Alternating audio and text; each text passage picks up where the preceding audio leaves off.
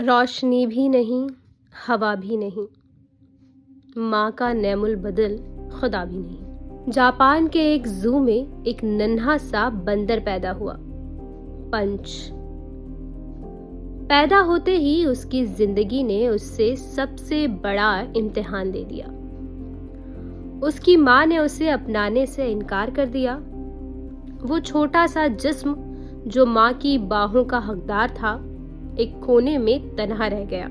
Caretakers ने उसे संभाला, दूध पिलाया, प्यार दिया, लेकिन पंच की आंखों में एक ही सवाल था, मेरी माँ कहाँ है?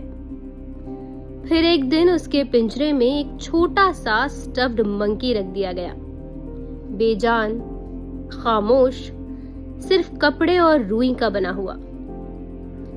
पंच धीरे से उसके पास गया, उसने हाथ बढ़ाया, छू कर देखा और फिर अचानक उसे अपने से चिपका लिया।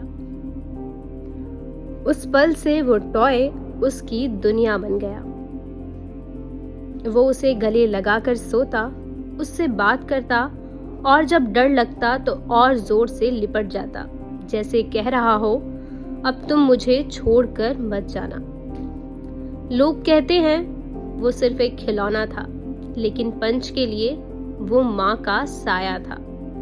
और शायद इसीलिए उस छोटे से बंदर ने दुनिया को एक बड़ी बात सिखा दी, कभी कभी प्यार खून से नहीं, जरूरत से पैदा होता है।